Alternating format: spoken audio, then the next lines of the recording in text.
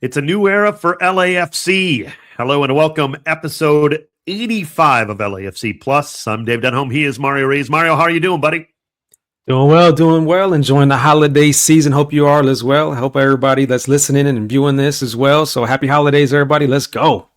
I had to stay up till a little after midnight cooking a turkey last night here on December 18th now. So as we do this show. So okay, why is that? You had some company? We had some different plans for Thanksgiving. So we had family come over this past weekend, right? To kind of celebrate Thanksgiving, even just celebrate the holidays.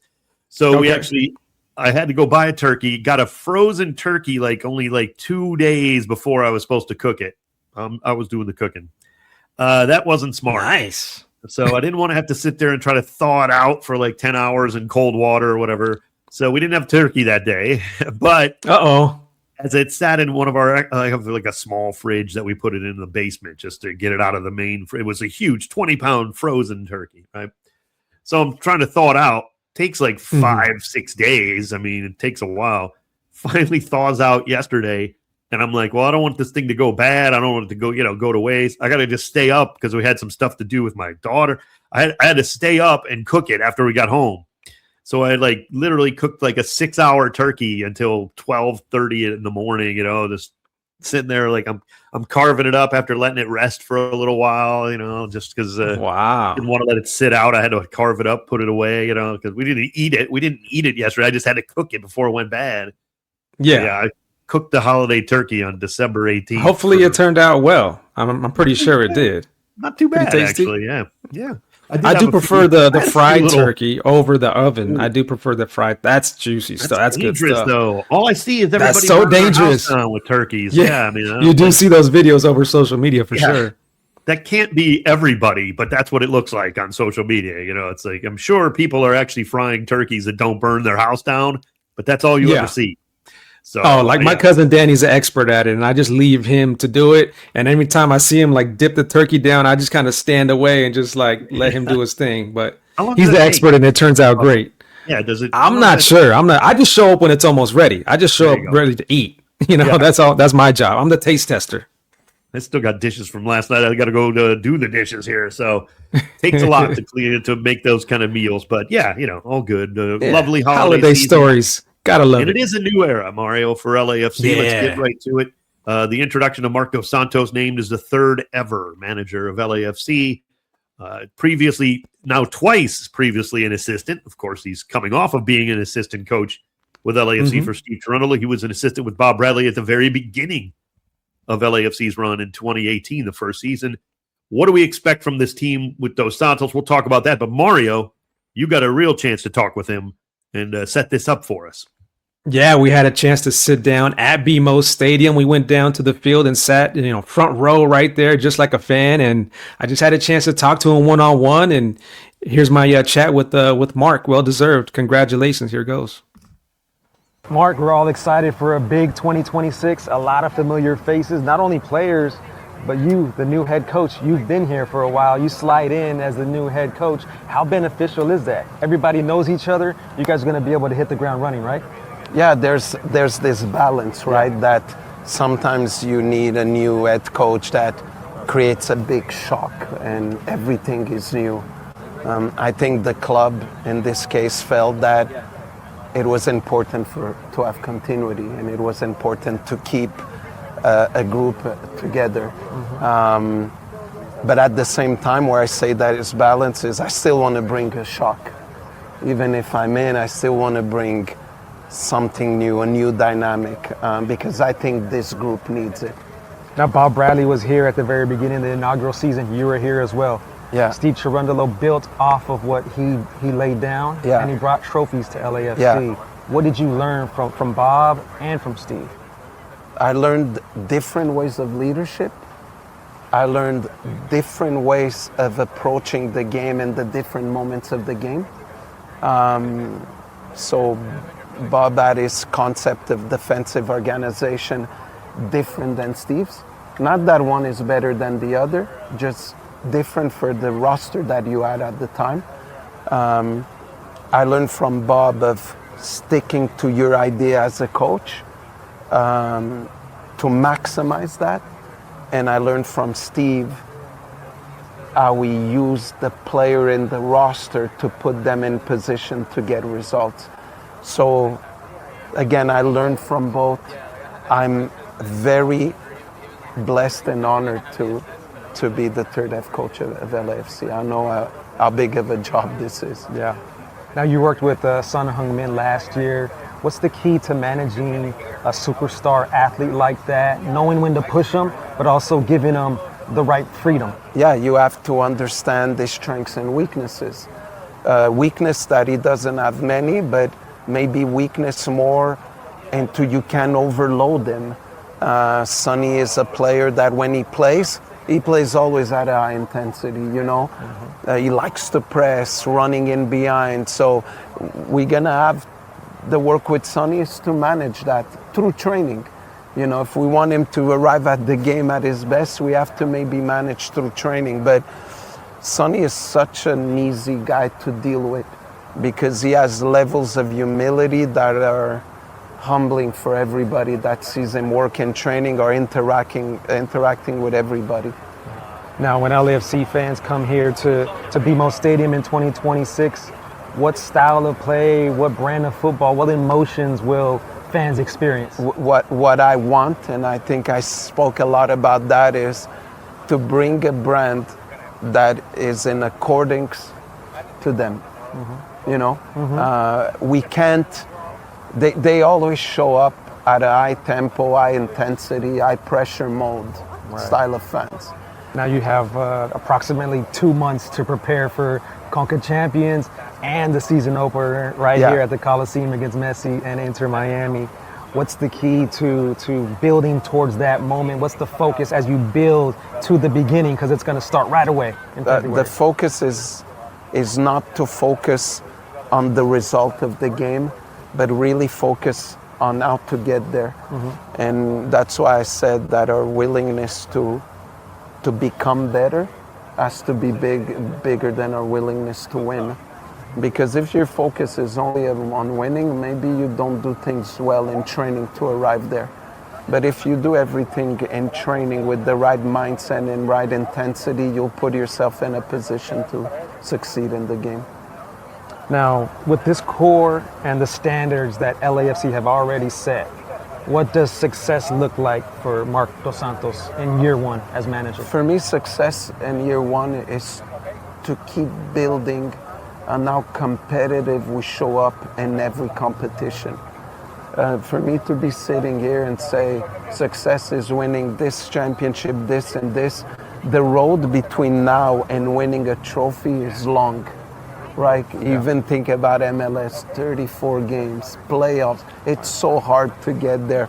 The road to Champions League final, the road to Leagues Cup final. So for me, success would be, is LAFC again a team that is competitive, showing up in every competition to win them? That's what I want to do. And then if from there is winning trophies, of course, that's the exciting part.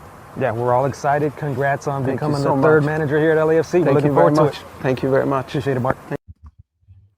Yeah, that's the thing. Marc already knows the culture here at LAFC. I mean, since the inaugural season he's been here, he's not just, getting to learn the club. He's familiar with everything that's going on. He's helped build it from absolutely nothing.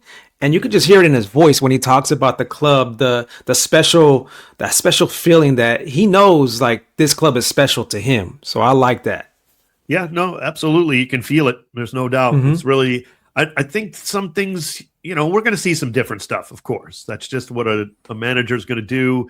Everybody has somewhat different ideas on things. Even if you agree 95% of what the manager you're managing under, there's always that 5% you would do different or try different things or whatever. And that's what you need, right? You can't just be 100%. Otherwise, I mean, look, if we would have won every trophy last season, then yes, of course, but that didn't happen. So you always have room to try new things, try to improve.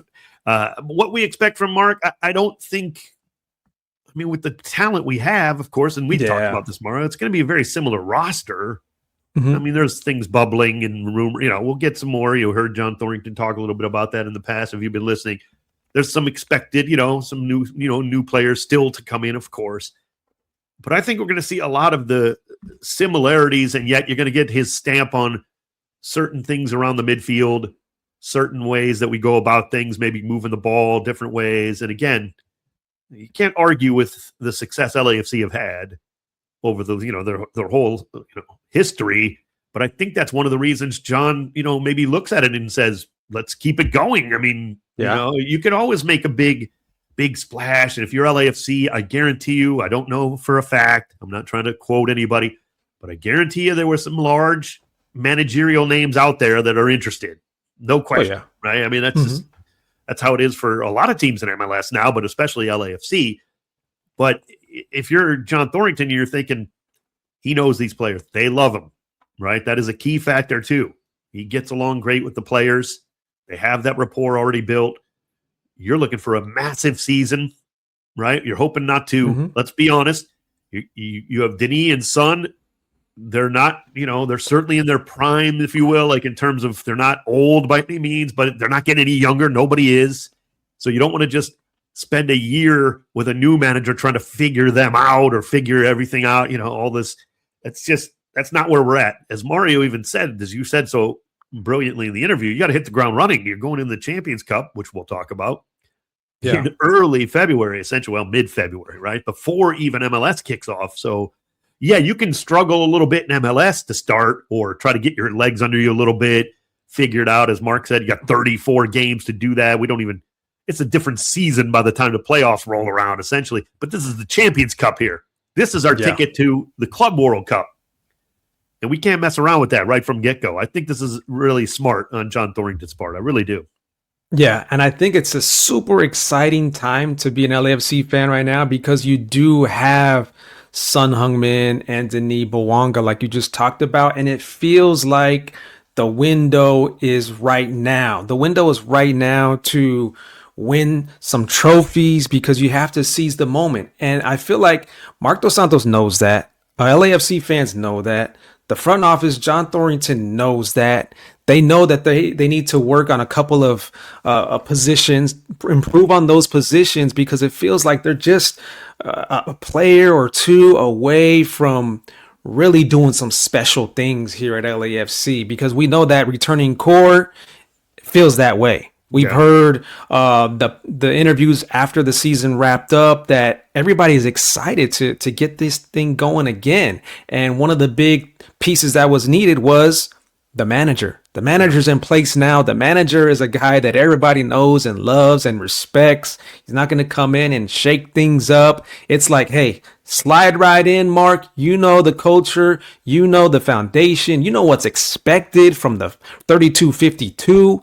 He loves to have that connection with the 3252. He says the team rides off of the heartbeat of the 3252, and that is very, very true. So, hey, slide right in, hit the ground running, and let's get going with CONCACAF Champions in mid-February, and then be ready for the season opener. It's a massive season opener against Messi, who's the defending champions with Inter Miami. And one thing about Messi, though, is Messi has been able to do it with the supporting cast and a few other world-class players, right? Some top-class players along with him. He knows that he can't do it alone. So my thing is, I think Sonny has to also do that as well. Sonny knows that he probably can't do this alone. Call some friends, do some of that, recruiting like how Messi has been doing, and let's see what happens, because I think MLS is not a pushover league. You got to come in here. It's very challenging. Yeah. Messi knows that. Sonny knows that. It's going to be a big 2026. We'll see what happens with filling in some of those spots that are needed at LAFC. Well, one other thing with the new manager, too, is just because it's a similar roster or even primarily the same roster, players react differently, too. A player who might have struggled under one manager, maybe he blossoms a little bit more under a different manager, and vice versa. Frankly, you got to, there is that a possibility as well. No matter how long how well you get along personally, there's still the playing style that has to adapt to what the new manager wants, and vice versa. That could still take some time. There's no doubt about that. But I really think it's also the trajectory of players' careers. Some guys are maybe a little younger, and now all of a sudden they're 1 year older. You know, they just have more experience. You know, it might look like a different manager, but it's actually maybe just how they worked in the offseason too, you know, and got themselves ready, which it's still on the players. Bottom line, look, Marc Dos Santos has a big job to do, no doubt, but we know the roster is there and these players come ready to play, and they're going to be ready as we kick a ball off in anger here. By the way, on February 17th, that's where we now know they'll be playing in the Champions Cup 2026 opening round, drawn against Honduran side Real CD España, and they're going to be going there. They're going to be going down to San Pedro Sula. LAFC be on the road for the first leg February 17th in Honduras, and then the return leg is exactly a week later, of course, at BMO Stadium. So the winner moves on to play Alajuelense. Oh, man. Yeah. Remember last year we were kind of not complaining, but a lot of people were like, we keep playing MLS sides, right? That's all we did in the Champions Cup. We just had a draw where it was just happened to be that we just played MLS teams this evening. You know, like it just seemed like another, okay, here we are playing MLS sides. Well, not so fast this time. Real CD España's having a good season, another good season down in Honduras. They're a Honduran powerhouse, no doubt about that. And then, of course, again, the winner plays Alajuelense, who's got a bye into that next round, and that's never easy to go down to Costa Rica where they're at and play at their stadium. I don't care what their form is either at the time. It doesn't matter, although they're a great team too. But so it's a tough road, and we've got that going for us, Mario. Now we know who they're playing, and now it's more about really preparing yourself for this competition. It is huge, and Mario and I are going to keep talking about it because I cannot wait.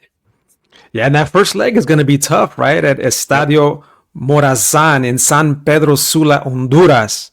That's a historic stadium in Honduras that was built in 1938. This has been up there for a while, and it holds 18,000. So similar to BMO Stadium, maybe a little bit smaller, but the crowd is going to be right there, right on top of you. I mean, the nickname of that stadium is La Caldera del Diablo. So to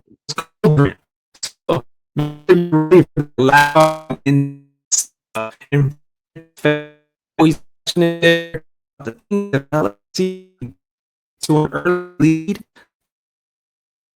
They'll start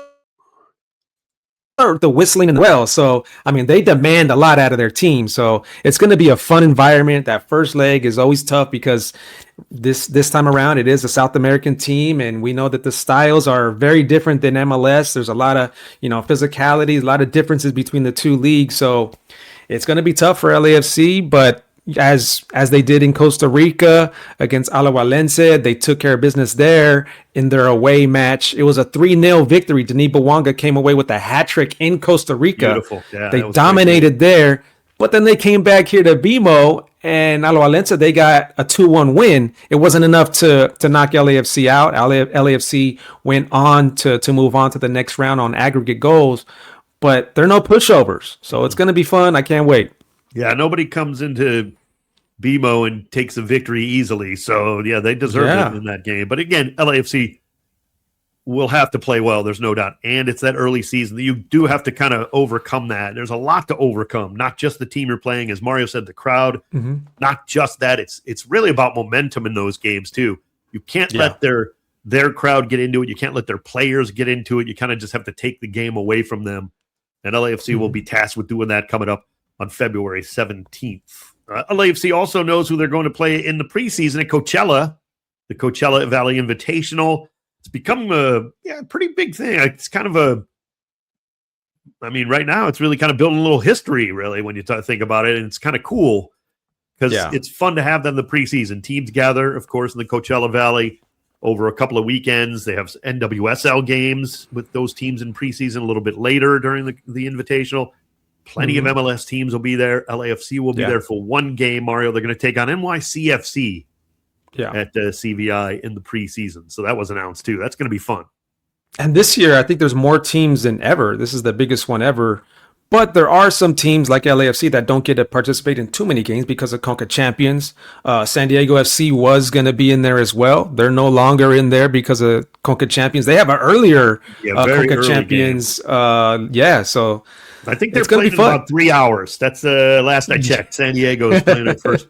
No, it's like, February 3rd? I think they're 3rd or 4th, something like that. That's crazy. Very early. So I think you and I were talking about this a few days ago. Was like, when do they start their training? Because there's a certain time period that you get to start training for MLS matches, and then if you're in CONCACAF Champions, do you get a little bit of earlier start for training? Yeah, that was my mistake. Go? They just kicked off their preseason a few minutes ago. That's what it was. Not that they're playing. It's no, I'm kidding, of course. But they're gonna have to hit the ground running too, literally. Yeah.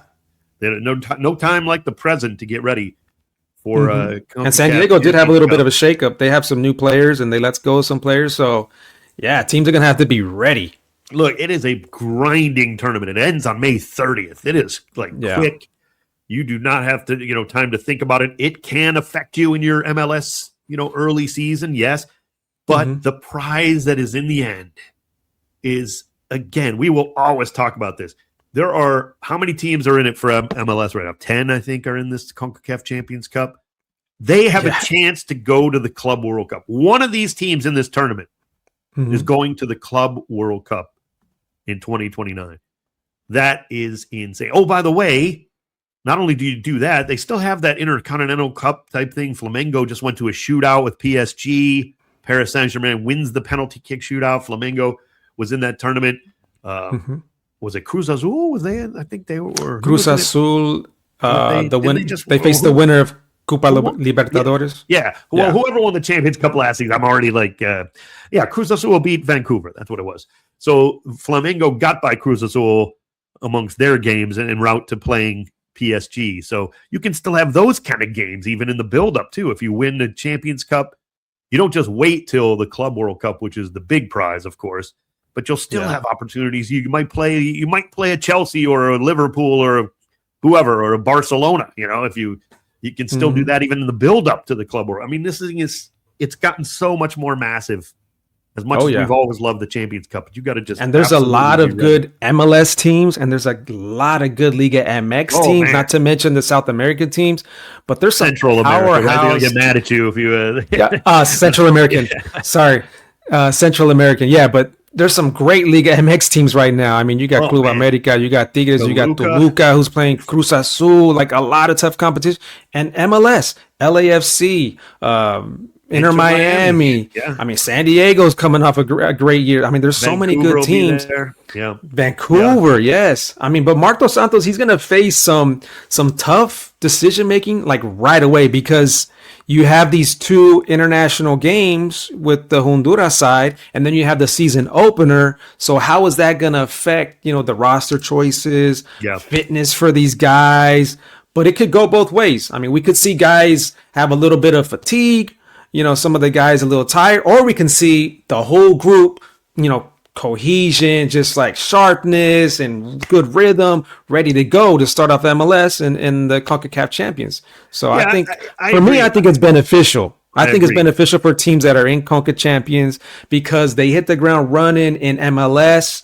And if you have a deep enough roster where you can, make the right subs and roster changes, then you're able to withstand it and have a good MLS season and a good CONCACAF Champions season.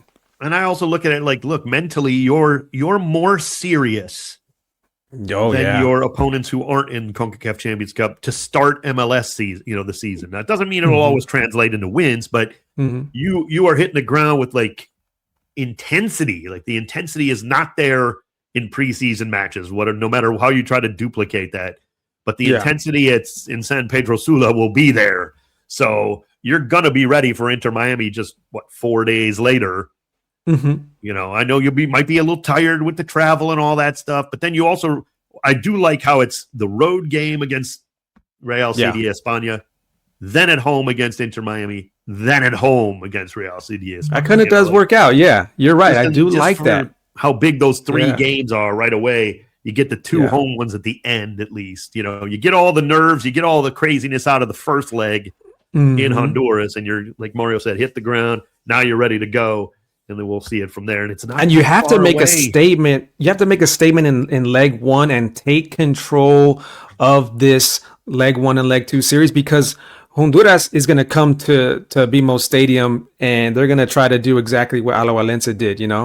But But to come back with the lead to BMO Stadium, if you're LAFC with the 32-52 behind you and all that, that would be really nice for LAFC. But you got to punch hard first. You got to set the tone right away. Yeah. But what I want to know is how it's going to be kind of interesting to see which of the players for Marc are the must start players for MLS and for Coca Champions, and which are the players that are going to be getting extra minutes, because you got players like maybe Ordaz or a guy like Martinez, Smolyakov, Chouanier, some of those type of players. They're going to be key. They're going to have to, slide in and out. But that's going to be interesting to see who is going to be those players that start every single one of these games and which ones slide in. Can't wait. Now it's less than 2 months away. Unbelievable. No doubt about that. Oh, yeah. Mario, when you look around the rest of MLS, it's the plus part of LAFC Plus. And boy, there's a lot going on. Obviously, it's the off season, but there is no such thing really, because there's so many moves going on. We're talking about big moves. Okay. We're not going to be able to talk about them all, but we've highlighted a couple that we want to discuss a little bit for various reasons, via trade or free agency. One of them was a trade, technically. I mean, Lewis Morgan goes to San Diego FC, and certainly Morgan, when healthy, which that's a big if with him. Is he healthy? Because he's missed essentially seasons worth for injuries. But when he is healthy, he's played full seasons and had great campaigns. So it's really comes down to who San Diego FC getting, the healthy Lewis Morgan or the guy who has had unfortunate, injuries. Because if he's healthy, he'll bang in goals. Yeah. He could be a top player in MLS, like you're saying, if he's healthy, because I've seen him do his thing with New York Red Bull, and he's been awesome to watch when he's out there. It's just a matter of getting out there on a consistent basis. I mean, he can be a key player on a really good team that is San Diego FC. So we'll see how that shakes out. Yeah, the reason it's such an interesting move is because of the way also San Diego FC play. They don't have like that traditional like Robert Lewandowski in the middle, like he's the guy who has to bang in the goals, right? They're hitting you from the wings with Dreyer, Chucky. Yes. They're hitting you in the middle if Dreyer wants to come into the middle, or there's center forward or a little bit deeper outside of the 18. They can start to create problems with your defense and start breaking you down a little farther up the pitch or behind the 18 a little bit. A little deeper, and that's where I think a guy like Lewis Morgan can be so effective, because he can do so much. Like he can finish, we know that, but he can finish from different ways, different areas. He can attack you in different areas. He's kind of, and again, they're not similar players, but they kind of, it's like they remind of Andres Dreyer, in the ways that he can hurt you. That's so true, and that's I think why it fits so well. Like if he's healthy. I mean, the bottom line is it makes San Diego's offense better. There's no two ways about that. And I do think, and I know people are going to think I'm nuts, it's impressive to me because I think San Diego FC, without this kind of move, I think they were going to struggle next year. And nobody's saying that, but I think this is the kind of move that, now I don't know that they're in the front office going, we're going to really stink if we don't sign Lewis Morgan. No, they think they're going to make themselves a lot better. And I think they did, if healthy, but I think it actually vaults them back towards the top of the West, which I do believe they were going to slide without these kind of moves. Like he is that good. He's a really talented player. It's a smart move, and I do think it helps them a ton. Unfortunately, Mario, the team down the 110 helped themselves, I believe, because it was their major weakness. And then getting Jacob Glesnes, the defender. Oh yeah. From he's a best 11 type player from Philadelphia Union. They get him in a deal, pretty much like a trade, if you will, but it's mostly a transfer, not a cash transfer, but it's the GAM or whatever, general allocation money, all that stuff. And Glesnes coming off a good season with a very good Philadelphia, team that won the Supporter Shield. This is what the Galaxy needed because their defense was garbage. I mean, it was just bad all year. They had a rough year, but here we go again. Now, if Ricky Puig is healthy and you get a little more D, this has to help the Galaxy, right? Yeah. Oh, for sure. Philadelphia Union doesn't win the Supporters Shield without Glesnes. I mean, he's that good of a player. What a guy on defense to have there. Galaxy are definitely going to benefit from his presence for sure. I mean, he can win Defender of the Year, anytime he's out there. If he's healthy, he's out there. He's one of those type of players that can be in the running for Defender of the Year every single year. So big upgrade there for a team that really, really needed that. Yeah. Another move. And some of these, honestly, like some of these moves, I don't know if they're even official, but it's like being reported by really good sources and things, and not me or anything. I'm talking about people who cover the league and such. But I don't know if it's even been made official, or it might have already been. Ty Baribo and DC United with the cash transfer. The reason I love the cash transfer system, Mario, is this is the kind of guy who would have, if Philadelphia Union kind of decided they wanted to move on, he would have left the league, right? In the old days, because there was no real mechanism essentially to keep him, right? Now with the cash transfer, even DC United, who desperately needs talent, let's be honest, they were not good. They can keep him in the league. He's a good player, clearly. He might help elevate a team like that. Now, again, I'm not saying he's going to make them MLS Cup contender, but he keeps a good player in the league at a reasonable price. They pay cash, so Philadelphia gets something from it. You don't just lose a guy if he wants to, or maybe you even make a little more cash because DC knows who they're getting in a sense. And it also elevates a poorer team maybe, and it helps the whole league, I think. That's why I love the system. They needed that. They needed to be able to transfer players within MLS for cash, bottom line. Yeah, and there's a lot of good players out there that I'm hearing a lot of stuff about. St. Clair as well, another good player that could be on the move. I'm not sure if that one is official. I heard a couple different teams for Dane St. Clair, who's a awesome goalkeeper, one of the best in MLS, matter of fact. And he can keep you in a lot of games, but there's rumors of him maybe going to Inter Miami.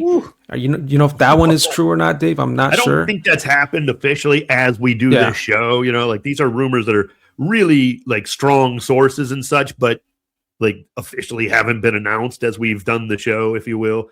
Luis Suarez re-signs with Inter Miami. We do that know one that is, one. That one is for sure. If Dane St. Clair, I mean, if the stories are to be believed, which I think the sources are good, yikes. I mean, but let's be honest, let's be clear too. If the stories that are out there end up being, Minnesota United put a good faith, offer out there according to some good sources. Like we don't know the ins and outs, but it wasn't like Minnesota United wanted to lose Dane St. Clair.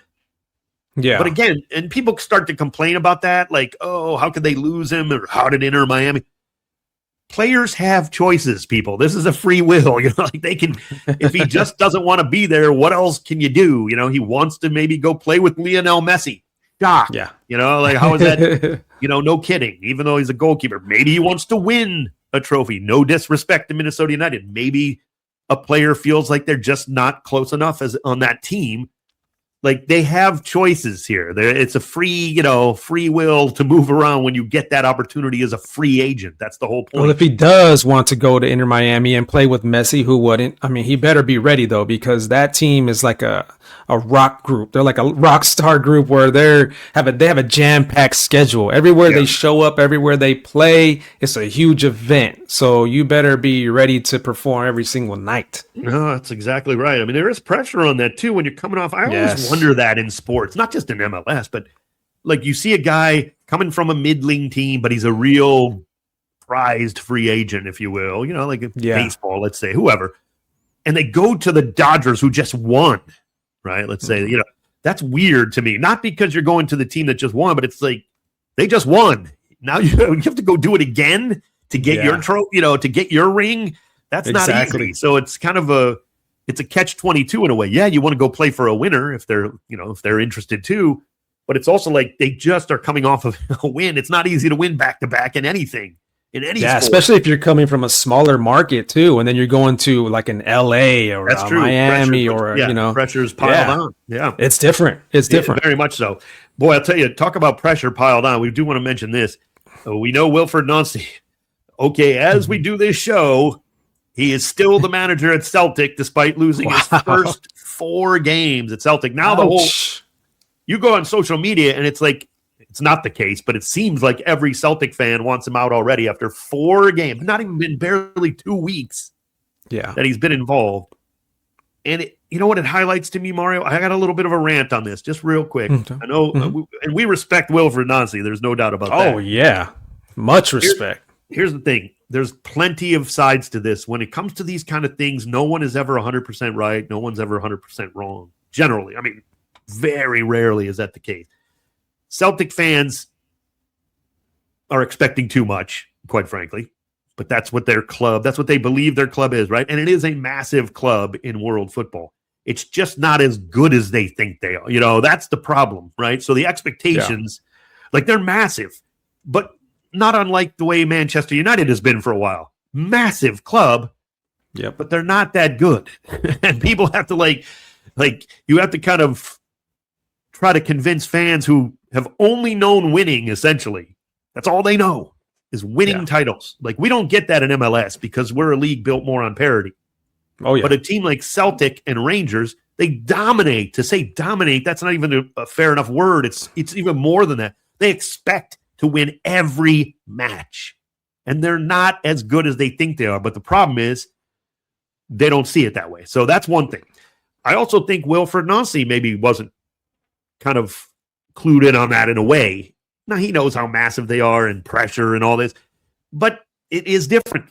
And maybe he thought it would, he'd have more time or whatever. And he's trying to implement a whole different system, quite frankly, with a roster that maybe is not fit his system that great. And they got to wait till the next window, if he even makes it that far into January. He may not even, but there's plenty of blame to go around. What is the board doing? What is the board of directors, if you're not going to give him time? Right now, it looks like they are. As we record this, they haven't, he's not leaving the club yet. But like at some point, you have to, if you're going to bring a manager in the middle of your season, you got to know this. You have to, what's the deal? Are we going to just bow to pressure from fans and fire a guy after 2 weeks? I mean, it doesn't. It might sound like only 2 weeks. I do get that. It's a short amount of time. But when you are a team that's used to dominating the league, like you say they are, 4 losses in a row is a lot. I mean, that's a lot even if you're in MLS. Like if you're in MLS and you got 4 losses in a row, I'm not talking about 2 draws and 2 losses or 3 draws and 1 loss. 4 losses, that hurts. So you're going to start to feel the heat for sure. And, people like to get on me on social media. I like to fight. I like to get back and forth a little bit, right? I'm a sports talk host by nature. And I don't mind getting into it a little bit on social media in a playful way, whatever. I don't care. Give out your social real quick. Give out your social. Yeah, at Talk Soccer. Mostly on X is where I'm, you can go back and forth a little bit more than Instagram. I'm Dave_Denholm, but I do it more on X in terms of talking with fans. I've been watching Celtic, right? I've been watching them. I wouldn't want to, and this roster is not what Wilfried Nancy needs. It's what he has, so it might be the death of him in terms of his job still, but he needs a transfer window or 2 to rebuild this roster. But they've actually started to play some pretty decent football in small spurts. They just are not ready. Like, they missed so many good chances, Mario. This team in their last game this week were defeated by a poor team. They shouldn't have lost to this team. They were up 1-0 at halftime, and Mario, it should have been 5-0. I mean, just if your players were ready to just even wake up in front of the net at all, you would have been dominant. And then here's the thing about sports. We talk about it a lot, and fans don't want to hear this. Inches, man, inches. That's all that matters. If it's 5-0 at halftime, people are like, you know what? They're turning the corner. Holy cow. This guy really is starting to get through already. Instead of just an hour later, they lose, and everybody's like, it's over. He's awful. He's got to go. He's the worst manager ever. Well, that's the way sports are. I get it. We all know that. Yes. But it's also like you have to be able to step back a little bit and see what's going on, in a sense. Nobody wants to do that. That's not how it works in a lot of time, in a lot of places. And he may well pay the price for that. Here's the funniest part.